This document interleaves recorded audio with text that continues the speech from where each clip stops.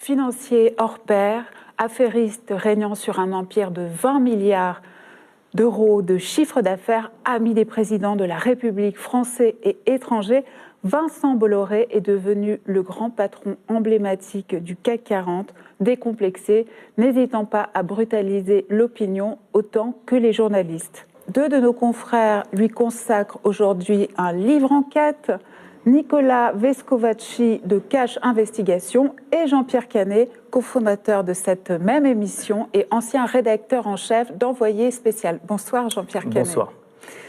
Alors pour qu'on situe un petit peu les méthodes de votre client Vincent Bolloré, je rappelle que le 5 janvier 2017, donc l'année dernière, votre co-auteur Nicolas Vescovaci travaillait à la rédaction de Vincent Tout-Puissant, donc votre livre aux éditions Lattès, quand un huissier sonne à sa porte.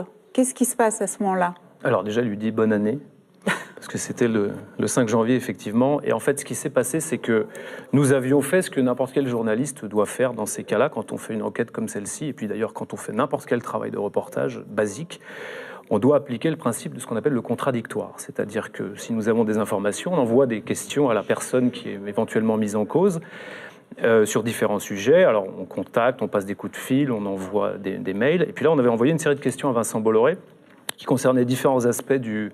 7 grands groupes de questions, en fait. Différents aspects du bouquin. Et on espérait qu'il nous accorde une interview pour pouvoir justement offrir sa parole et appliquer le principe du contradictoire. Et en guise de réponse, nous avons reçu, en fait, une visite d'huissier. Vincent Bolloré nous réclamant, je passe un peu les détails, parce qu'il y a eu 2 visites, mais en gros, l'idée était que nous n'avions pas le droit de poser des questions à Vincent Bolloré, qu'il considérait ces questions comme étant diffamatoires, ou atteignant en tout cas l'image du groupe, et en guise de réclamation, il nous réclame 100 000 euros par groupe de questions, c'est-à-dire un groupe en tout 700 000 euros, ce qui est considérable. Énorme. On appelle ça des procédures bâillons. On connaît ça depuis les années 80 aux États-Unis, puis ça c'est assez vite venu en France aussi, un peu plus tardivement en Europe. Il s'agit en fait de tuer l'enquête avant qu'elle ne paraisse, en épuisant les journalistes, en leur faisant dépenser de l'argent en avocats, éventuellement évidemment l'éditeur aussi, en l'occurrence Jean-Claude Lattès. Donc Vincent Bolloré est assez habitué de ce genre de pratique, puisqu'il a une 20aine d'actions en justice contre des journalistes, une 40aine de médias. Il y a eu une tribune récemment qui a d'ailleurs dénoncé tout ça, signée par quasiment toute la profession, ce qui est assez incroyable. Ces procédures bâillons en France, elles n'ont pas de cadre qui empêche de les mener, contrairement aux États-Unis. Alors effectivement, vous relevez dans le livre que depuis 2009, donc c'est-à-dire moins de 10 ans, une 50aine de journalistes, d'avocats, de photographes, de responsables d'ONG, de directeurs de médias ont été visés par des procédures du groupe Vivendi de Vincent Bolloré. Et même parfois des gens qui vont relayer juste l'information. Dans plusieurs affaires, par exemple la dernière affaire en date, Le Point et l'Obs sont mis en cause parce qu'ils ont relayé une dépêche AFP parlant d'un des sujets concernant Vincent Bolloré et l'Afrique. Voilà. Alors, on a envie de vous poser la question, est-ce que, à votre avis, ces procédures sont efficaces pour décourager le journalisme d'investigation ? Je dirais que pour l'instant, en France, pas encore, parce que il y a quand même une résistance de la profession, il y a une volonté d'aboutir. Il y a des médias qui tiennent le choc. Voilà, Mediapart, c'était le dernier média qui a été mis en cause, qui tient le choc. Mais bien entendu que ça ne durera pas. Parce que c'est épuisant alors c'est épuisant pour les journalistes, mais c'est surtout épuisant financièrement pour les boîtes, pour les sociétés de presse qui mènent ces enquêtes. Parce qu'il s'agit évidemment de répondre à ces injonctions. Souvent, ce sont des actions en justice qui ne vont pas à terme. Je précise, la plupart du temps, ces actions ne vont pas à terme. Elles sont là pour fatiguer l'enquête. Donc, ça occupe les journalistes. Pendant ce temps-là, ils ne sont pas occupés à leur enquête. Ils doivent répondre à ces questions. Et puis, surtout, ça permet à celui qui porte ces actions de faire dépenser de l'argent en avocat, de mettre un coup de pression aussi, d'arriver avec toute sa puissance et de faire peur. Et ça, évidemment, ça finira par fonctionner parce que nous sommes dans un contexte français de grande concentration des pouvoirs, de la presse, où la presse est... des médias, qui est la propriété de beaucoup de grands groupes du CAC 40, qui n'ont pas des intérêts que dans la communication ou dans le journalisme, ou même dans le divertissement. Voilà. Donc, fatalement, ces procédures sont extrêmement préoccupantes pour notre métier et surtout pour les gens, pour le citoyen auquel nous nous adressons. Oui, alors c'est vrai qu'ils n'ont pas tous les mêmes méthodes, ces grands propriétaires de médias, mais c'est vrai que beaucoup sont quand même très agressifs au niveau judiciaire avec les journalistes. On se souvient qu'il y a quelques années, Xavier Niel avait fait interpeller à son domicile le directeur de publication de Libération à l'heure du laitier devant son fils. Oui. Parce que simplement le site de Libération avait publié un commentaire qui mettait en cause le réseau Free, Absolument. La couverture Free. Je crois qu'il a compris que ce n'était pas une bonne idée depuis. Et il a changé d'attitude. Absolument. Oui. Et puis d'ailleurs, il a pris encore plus d'importance dans un certain nombre de médias, Xavier Niel. Donc il a compris que ce n'était pas des bonnes pratiques, qu'il fallait quand même appliquer un minimum de contradictions dans une démocratie. Mais là, on a un spécimen particulier avec Vincent Bolloré quand même. On a vraiment quelqu'un qui, pour le coup, pour l'instant, montre qu'il s'en fout complètement de ce respect des règles de la presse, du contradictoire, du débat contradictoire de la démocratie. Et il suffit de constater encore une fois, une vingtaine d'actions en justice aujourd'hui contre des journalistes, une quarantaine de médias, c'est considérable. C'est pour l'instant une pratique qu'il considère comme étant normale. Et on pourrait considérer, d'ailleurs, c'est un petit peu le but en ce moment de certains médias, de faire reconnaître ça comme un abus de justice, en fait, le fait d'utiliser la justice de manière abusive. On en est là, pour l'instant, de ce débat. Voilà. Alors, qu'est-ce qu'il a caché, Vincent Bolloré ? Qu'est-ce qu'il y a comme surprise dans votre enquête ? Alors, je dirais qu'on sait quand même beaucoup de choses déjà de Vincent Bolloré. Ce que nous, on a essayé de faire avec ce livre, d'abord, Vincent Bolloré a débarqué dans nos vies à la faveur d'une censure. Nous étions, moi j'étais rédacteur en chef à l'agence, dans une boîte de production qui s'appelle KM, qui produisait le Grand Journal à l'époque et qui produisait aussi des documentaires pour Spécial Investigation, émission emblématique d'enquête de Canal+. Et nous avions vendu, puisque c'est comme ça que ça se passe, une enquête sur le Crédit Mutuel en 2015 à Canal+, à faire assez rapidement. Et il s'est avéré que cette enquête, que nous pensons tout à fait pertinente, puisqu'elle révèle des actions présumées d'évasion fiscale, toujours instruite d'ailleurs, a été censurée. Ce documentaire a été censuré délibérément par la direction de Canal+, et notamment par Vincent Bolloré, au mois de mai 2015. Donc Vincent Bolloré débarque dans nos vies comme ça, dans une affaire de censure à l'ancienne, comme dirait Fabrice Arfi, notre collègue de Mediapart, chimiquement pure. C'est une censure brutale, on arrête tout, qui a été reconnue à plusieurs reprises d'ailleurs, et par Vincent Bolloré, et par un certain nombre de dirigeants de Canal+, et puis ensuite niée, y compris devant la représentation nationale, où délibérément, Maxime Saada, qui était devenu le nouveau patron de Canal+, a menti face aux députés, aux sénateurs, en disant qu'il n'y avait jamais eu de censure. Nous avons évidemment toutes les preuves de cette censure. Jamais personne n'a porté plainte contre nous lorsque nous avons porté cette affaire sur la place publique. Et donc, nous, on débarque dans l'empire Bolloré comme ça. Enfin, Vincent Bolloré, il ne nous intéressait pas plus que d'autres. Mais on s'aperçoit qu'en fait, la montée en puissance de ce grand patron, qui est un très fin financier, un très fin industriel, qui a des activités dans de multiples domaines, les ports, la gestion des ports en Afrique, l'huile de palme, vous connaissez aussi les voitures électriques à Paris, par exemple, et puis dans quelques villes de province. Ce monsieur, depuis longtemps, avait une volonté de monter de posséder des médias, comme beaucoup de grands patrons. Il avait commencé avec Direct 8, il avait commencé également avec des médias gratuits qu'on connaît encore. Et puis, on passe un peu les histoires. Grâce à une formidable stratégie, il a réussi à entrer au capital de Vivendi et à prendre Canal+. Et quand il réussit sa montée en puissance au capital, il s'appuie notamment pour l'achat, en tout cas pour la montée au capital d'une des structures de Canal+, qui est clé, qui s'appelle la SECP, qui détient les droits de diffusion de Canal+. C'est exactement au moment où nous sortons, notre enquête du Crédit Mutuel. Crédit Mutuel l'aide d'un côté, puis nous, on enquête dessus par ailleurs. On ne le savait pas. Et on débarque dans l'Empire comme ça. Donc du coup, on s'est dit, que veut faire Vincent Bolloré avec les médias ? Et ce qu'on a essayé de faire avec ce livre, c'est un petit peu ce qu'avaient essayé de faire nos confrères Pierre Péan et Christophe Nick il y a quelques années sur TF1, ils avaient appelé ça TF1 un pouvoir. Nous, on a essayé de faire à peu près la même chose. On a essayé de réunir un petit peu D'abord de montrer comment, en entrant par la porte du Crédit Mutuel, comment Vincent Bolloré avait entièrement reconditionné et rebâti Canal+ à son image et à sa volonté. Et comment ce média puissant, historique, qui appartient un peu aux Français, Canal+, ça a été la liberté d'expression, ça a été, alors à tort ou à raison, ça a été en tout cas un très grand vent de liberté à la fois sur le divertissement, sur la culture et sur le journalisme. Je rappelle que la première émission d'enquête du PAF, du paysage audiovisuel français, digne de ce nom, c'est 90 minutes, c'est à la fin des années 90. C'est une émission qui était un peu sur le modèle des émissions anglo-saxonnes.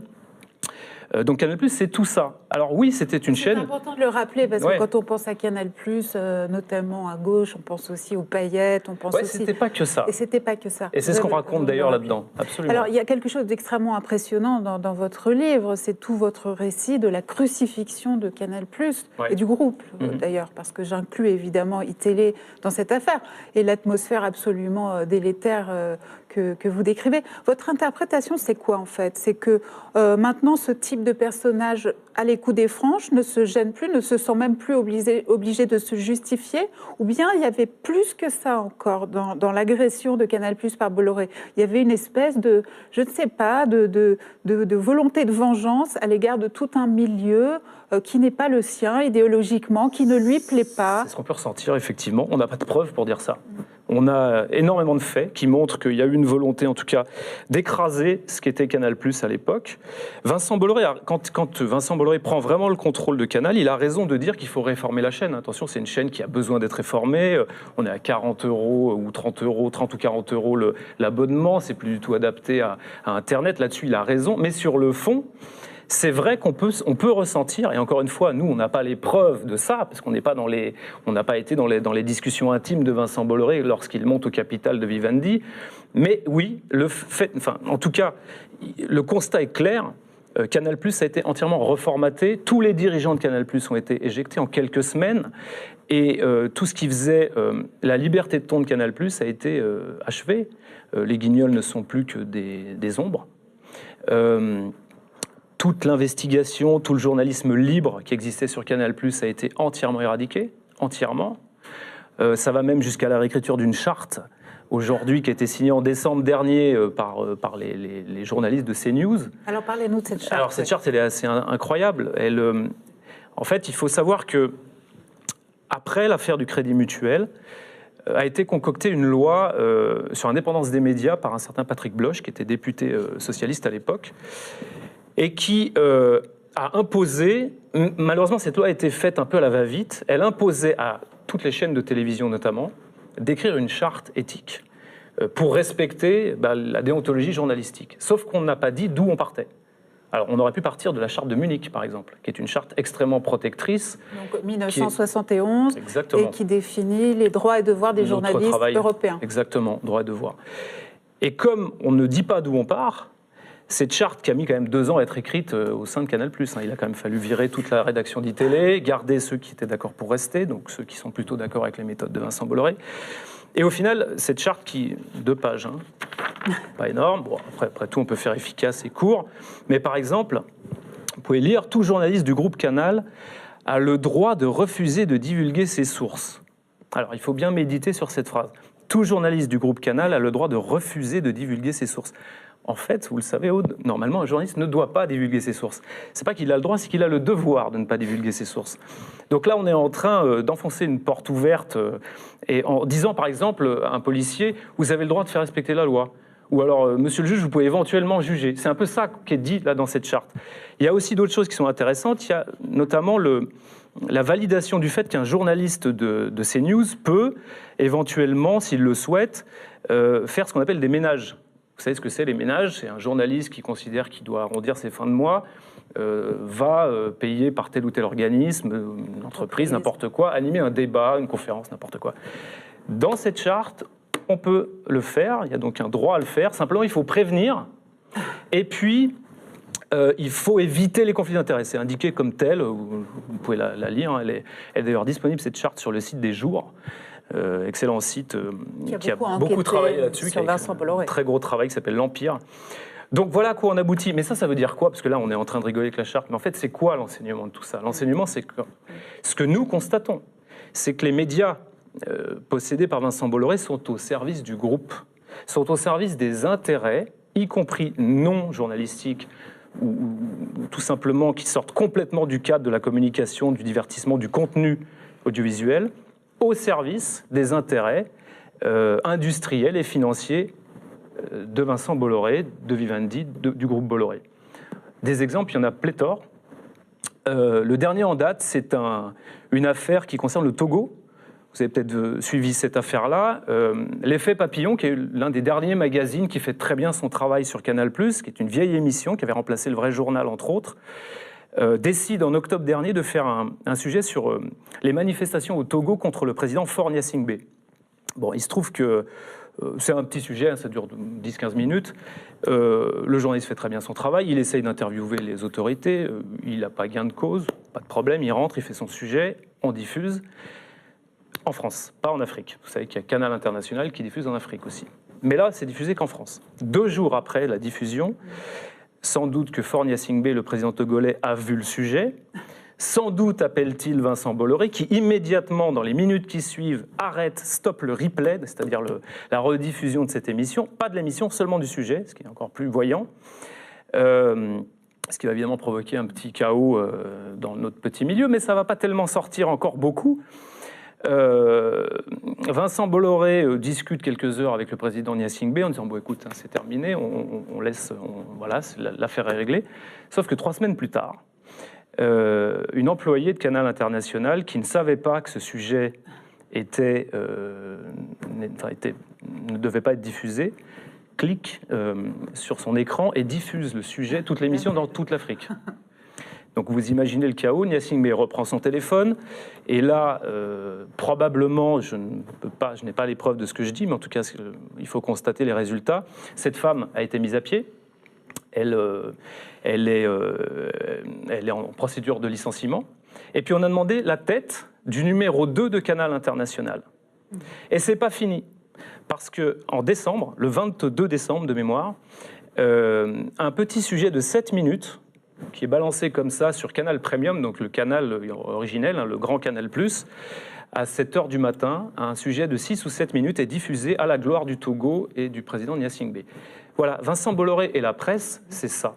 Alors moi, je veux bien il n'y a pas de souci, les patrons du CAC 40 peuvent tout à fait investir dans les médias, sauf qu'il y a 2-3 règles à respecter, en fait, qui sont des règles de démocratie, qui sont des règles, en fait, on ne peut pas déguiser. Il y a une affaire en cours, le CSA est en train d'enquêter sur cette affaire. On verra ce que dira le CSA. On ne peut pas éventuellement déguiser une publicité en reportage.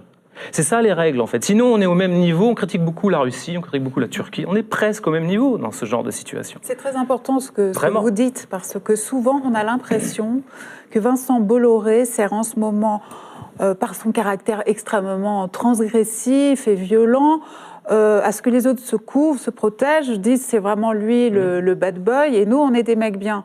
Alors qu'en fait, c'est le système même qui est vicieux. Là, on a une créature particulièrement engagée dans cette méthode-là, mais on a Donald Trump à la tête des États-Unis. L'époque est à la transgression de cet ordre. L'époque est au nivellement, l'époque est au non-respect des règles de la démocratie, en fait, basiques, au non-respect, je dirais, culturellement, au-delà de la loi. C'est-à-dire qu'en fait, il y avait une gêne, il y a quelques années, il y avait une gêne à faire ce genre d'action. Chez Vincent Bolloré, il n'y a plus de gêne. On y va, il n'y a pas de souci. On utilise le média au service des intérêts du groupe, et on s'étonne que des gens puissent s'étonner de ça. Oui, mais c'est ça, la démocratie. Ça ne tient qu'à ça, que des journalistes, là où ils sont, surtout dans une chaîne comme Canal+, alors certes, Internet rebat les cartes, mais enfin Canal+, c'est quand même un énorme pouvoir, qui a de l'influence, il y a des millions d'abonnés. Ça implique donc des responsabilités, ça implique de respecter le droit de la presse, ça implique d'ailleurs à tel point que pendant ses vœux, le président Macron a, je pense, émis l'idée, je ne sais pas ce que ça peut donner concrètement, mais émis l'idée de... des fake news, la régulation des fake news. La loi sur les fake news, à la rigueur, on peut en discuter, moi je suis pas tout à fait... Je ne pense pas que ce soit au président de régler cette affaire-là. En revanche, il a expliqué qu'il fallait peut-être installer, c'était pas très clair, mais il a expliqué qu'il fallait peut-être installer des fondations entre les propriétaires de médias et les rédactions. C'est une piste, ça. Parce qu'effectivement, on a un problème législatif en France qui n'encadre pas. La loi de 86 sur la concentration des médias audiovisuels ne règle pas ces problèmes-là auxquels nous sommes confrontés aujourd'hui. Ça, je pense que c'est la piste une vraie question, ça. Qui est souvent avancée par l'économiste Julia Cagé, qui avait signé un livre qui s'appelait « Sauver les médias ». Mais bon, c'est un vaste problème, on pourrait en discuter longtemps. Moi, j'ai une dernière question à vous poser, Jean-Pierre Canet, parce que en tant que cofondateur de Cache Investigation, vous avez travaillé pour le service public. On a vu aussi que dans le public, l'investigation, ça ne se passait pas très bien. En fin d'année dernière, des restrictions budgétaires énormes ont été demandées par la présidente de France Télévisions, au point que certains ont pu imaginer qu'en réalité, il y avait une volonté de chasser le journalisme dérangeant des chaînes publiques. Quel est votre sentiment personnel sur cette affaire ? Je pense que même si la très grande réaction, très forte des journalistes en interne à France Télé a permis pour l'instant d'éviter la catastrophe, je pense que rien n'est fini. Je pense que ça va se jouer au mois de juin, quand les CDD d'envoyé spécial et de complément d'enquête seront en fin de contrat. C'est là qu'il faudra être vigilant. Pourquoi il faut être vigilant ? Parce qu'en fait, le service public, alors qu'on appelle ça envoyé spécial, complément d'enquête, mais au-delà de ça, qu'une rédaction en interne du service public, au sein du service public, soit payée pour non seulement suivre les news, mais surtout enquêter au long cours, c'est-à-dire prendre du temps pour travailler, c'est essentiel pour la démocratie. D'ailleurs, c'est sans doute pour ça aussi que les gens payent leurs redevances. C'est ça qui est en danger. C'est ça qui a été mis en danger, là, au mois de décembre. Le danger étant d'ailleurs, parce que la patronne de France Télévisions disait « mais attendez, on ne va pas arrêter l'investigation ». Il y avait une volonté en fait d'externaliser la production. Alors, les boîtes de prod travaillent très bien. Moi, j'ai longtemps travaillé en boîte de prod. Il n'y a pas de souci, elles travaillent très bien. Simplement, si vous enlevez le noyau de journalistes, ils sont à peine une trentaine. Complément d'enquête, envoyé spécial, c'est 26 ou 27 personnes. Si vous enlevez ces gens à l'intérieur du tuyau du service public, eh bien, vous n'avez plus la main sur l'éditorial. C'est plus vous, ce n'est plus les journalistes qui décide de ce qui passe à l'antenne ou pas. Et c'est ça l'enjeu. Et si vous enlevez ça, il ne reste pas grand monde. Il reste Radio France, avec quelques journalistes, quelques-uns de nos confrères qui font très bien leur boulot. Je pense à Jacques Monin, par exemple, ou à Benoît Colomba, qui ont un vrai pôle d'investigation. Il reste Mediapart, peut-être vous êtes nouveau, donc on va vous voir à l'œuvre. Après, vous avez évidemment des investigateurs qui sont un peu plus spécialisés. On parlait des jours tout à l'heure. On aurait pu parler... Spicy a tenté quelque chose aussi. Mais pour l'instant, si vous enlevez le noyau du service public à l'intérieur des murs du service public, et ben là, vous affaiblissez l'investigation considérablement, qui pour l'instant se porte bien, mais est fragilisée. Merci beaucoup. Merci à vous. Je rappelle le titre de votre livre, Vincent Tout-Puissant, aux éditions Lattès. À bientôt. Merci.